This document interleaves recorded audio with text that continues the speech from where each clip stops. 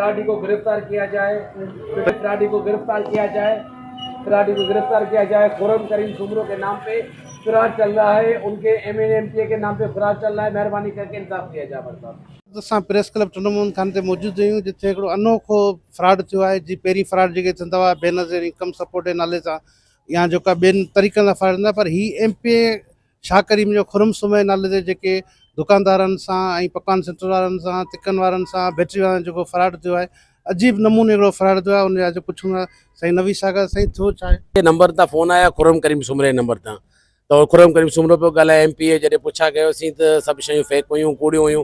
असांखे कूड़ियूं रसीदूं मोकिले जेको तो असांखे ॿुधाइनि था जेको 2 लख रुपया अकाउंट में अची हलिया आहिनि।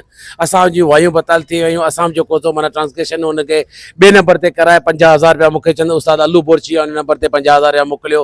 असांजा माल ख़राब थी विया, सभु शयूं ख़राब थी वियूं।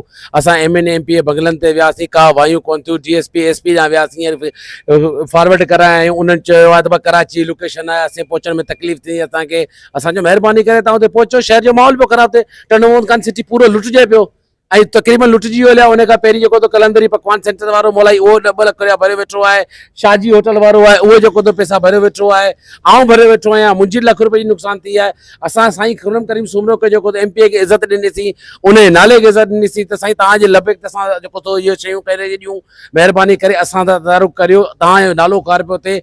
असां तव्हांजे बंगले ते बि चई आयासीं त महिरबानी करे इन खे जेको सो रोकरायो ऐं इन ते इन्वेस्टिगेशन करायो। केरु अमराए जेको तव्हांजो नालो मिसयूज़ करे जेको सो माना पूरे शहर के वायु पड़ताल करे छॾियूं आहिनि।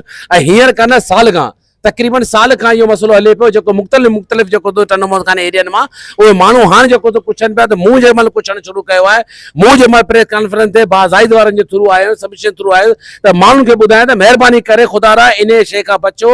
हीउ फ्रॉड टनमोहन खान में हले पियो, ॿियनि सिटियुनि में बि थी सघे थो, त महिरबानी करे इन शइ खां बचो। खुर्रम करीम सुमरे नाले तां तक़रीबन नालो कई खुर्रम करीम सुमरो जो मिले। असां साईं खे वॾी इज़त ॾिनी MPA साहब खे, खुर्रम साहब जे, त महिरबानी करे तव्हां इन ते जेको असां सां जेको सहकार करियो। असां मौलाइनि जो जेको तदारुक कयो उन ते भरे ॾियो असांखे। तव्हांखे जॾहिं मिले तव्हां हुन खां लुटे त वठो। वॾी महिरबानी। मोहम्मद दिलावर है। ये जो है अपना हमारा पास ऐसे फ्रॉड हुआ है, जो नवीद भाई ने बात की है, ये सब बात ऐसी है। महिरबानी करे सभिनी खे मैसेज आहे त अहिड़े हिसाब सां तव्हां नंबर अचे लेला 999 वारो, त महिरबानी करे तव्हां जेको सो इनखे जेको सो चौकंदा थिजो ऐं बचिजो टनमोहन खान शहर वारियो।